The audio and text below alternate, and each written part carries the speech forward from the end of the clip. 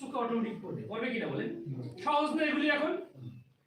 যখন কি যাওয়া লাগে এখন আমরা সদস্য করে ছেড়ে দিই আমাদের, এবং সদস্য করে আমরা চিন্তা করি যে সদস্য করে লাভ কি থাকে না, অনেক সময় অনেক কথা।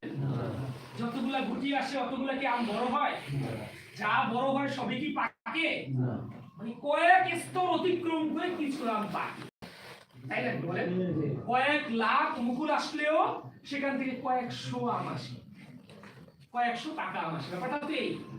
তার মানে এখন একজন কৃষক যদি মনে করে, একজন আমের গাছওয়ালা মনে করে যে আমার তো গত বছর মাত্র 200 হয়েছে, এতগুলো মুকুল কেন রাখবো, মুকুল সব ফালিয়ে দেবো, মুকুল আমার দরকার নেই, মাত্র 300 মুকুল আনবো, 200 আম হয়ে যাবে। ব্যাপারটা কি এরকম? লাখ লাখ মুকুল থেকে কয়েক স্তর অতিক্রম করে কয়েকশো আমে পরিণত হয়েছে।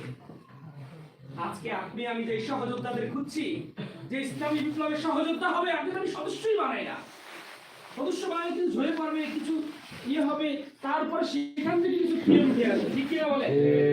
এই জন্য প্রিয় ভাই, আপনাকে আমাকে প্রচুর প্রত্যেকটা সময় আমাদের এখন আমাদের যে আমি যে সংগঠন করি, যুব আন্দোলন, শ্রমিক আন্দোলন, ছাত্র আন্দোলন, ইসলামী আন্দোলন, আমি যে সংগঠন করি সেটা সদস্য বরং এখন আমাদের পকেটে থাকা উচিত।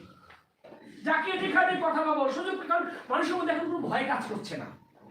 এই সুযোগে আপনি কাজ করতে না পারেন, আপনি কথা বলতে পারবেন না, সেই সময় সামনে কুতুবুল আলম সৈয়দ ফজলুল করিম রাহমাতুল্লাহি আলাইহি 2001 সালে যে ঘোষণা দিয়েছেন, যেই কথা বলেছেন, সেটা এখন অন্য অন্য ইসলাম যারা লালন করেন সে সমস্ত রাজনৈতিক দলগুলো সেটা এখন চিন্তা করছেন। তার মানে তারা আমাদের থেকে 2 যুগ পিছিয়ে আছে। ঠিক। শেখ ফজলুল করিম রাহমাতুল্লাহি আলাইহি বলেছেন যে বিএনপি আর আওয়ামী লীগ মুদ্রার এপিটার ওপিচ, আর তারা বলেছিল কি যে বিএনপি ইসলামী মৌলবাদী শক্তি। এখন তারাও সেই শেখ ফজলুল করিম রাহমাতুল্লাহি আলাইহি সেই কথা উপলব্ধি করে তারাও এখন বলতে চায় যে বিএনপি বাহিরে ইসলামের শক্তি দাঁড় করতে হবে। তার মানে কি শেখ ফজলুল করিম রাহমাতুল্লাহি যা 2 যুগ আগে বুঝেছে সেটা আপনারা 2 যুগ পরে বুঝেছেন। ইসলামী আন্দোলনের রাজনীতিতে কোনো কি নাই, কোনো ভুল সিদ্ধান্ত নাই। কুতুবুল আলম সৈয়দ ফজলুল করিম রাহমাতুল্লাহি আলাইহি তখন যদি শক্তভাবে আমাদেরকে এই নসিহতগুলি না করতেন, আমরা যদি এই পথে না থাকতাম, তাহলে আজকে ইসলামী বিপ্লবের কথাই মানুষ ভুলে যেত। মানুষ মনে করত বিএনপি ইসলামের বিকল্প শক্তি, ঠিক কিনা? অতএব এটা কুতুবুল আলম সৈয়দ ফজলুল করিম রাহমাতুল্লাহি আলাইহি অন্যতম একটি নির্দেশনা, এবং আমি মনে করি এই নির্দেশনাই তাকে আমরা এই জমানার মুজাদ্দিদ বলতে পারি। সৈয়দ ফজলুল করিম রাহমাতুল্লাহি আলাইহি তিনি যে নির্দেশনা আমাদেরকে দিয়েছেন, স্বাভাবিক সাথে বন্ধুগণ, তাহলে আপনার আমার প্রিয় সংগঠন রয়েছে যার কোনো ভুল নাই, যার কোনো কলঙ্ক, কোনো ইতিহাস নেই। আপনার আমার আমির এমন আমির রয়েছে যে আপনার আমার আমির, তিনি আপনার আমার রক্ত বেঁচে খান না। কথা বুঝেন না?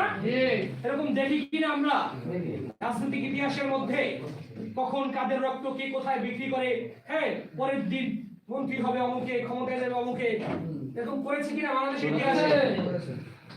আমার আমির সেটা করেনি। আমার আমির তার কথায় স্পষ্ট, ইসলামী আন্দোলনের কথায় স্পষ্ট যে আমরা ক্ষমতায় যাব, ইসলামকে নিয়ে ক্ষমতায় যাব, ইসলাম ছাড়া ক্ষমতায় যাব না।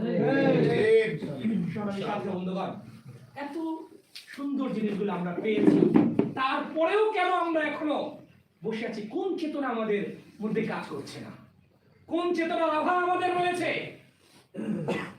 আপনারা দেখেছেন মোতারা আমির ঘোষণা করেছেন আগামী 17 জানুয়ারির কথা একটা বিষয় ঘোষণা করেছেন যে ইসলামী যুব আন্দোলন বাংলাদেশের একটা সমাবেশ রয়েছে, জাতীয় যুব কনভেনশন সোহরাওয়ার্দী উদ্যান, জানেন তো? ইনশাআল্লাহ আগামী 17 জানুয়ারি ঢাকার সোহরাওয়ার্দী উদ্যানে ইসলামী যুব আন্দোলন বাংলাদেশের জাতীয় যুব কনভেনশন। পীর সাহেব চরমনাই নির্দেশ দিয়েছেন আমাদেরকে, সেই যুব কনভেনশনে বাংলাদেশের প্রত্যেকটা ওয়ার্ড থেকে কমপক্ষে 5 জন যুবককে হাজির করার জন্য। কয়জন বলেন? 5 জন। কমপক্ষে কয়জন? 5 জন। কোন থেকে? প্রত্যেকটা ওয়ার্ড থেকে। দেখেন আমার আমি কিন্তু বলতে পারতেন এরকম যে তোমরা কয়েক লাখ লাখ যুবক হাজির করো, আমি সেখানে কথা বলবো। বলেন এটা কি আমিরের কোনো খায়েশ আছে? না। সেটা প্রতিদিনই লাখ লাখ মানুষের সামনে কথা বলে। আপনি বাংলাদেশে এমন কোন নেতা পাবেন না আমার আমির যত মানুষের সামনে প্রতিদিন রিপ্রেজেন্ট করে, এরকম কোনো মানুষ এত পাবেন না। আপনি গত 2 বছর 3 বছর 5 বছর ইতিহাস দেখেন, এবং প্রতিদিন যে মানুষের সামনে কথা বলেছে তার যোগ বিয়োগ করে বাংলাদেশের কোন নেতা এটা পাবে না।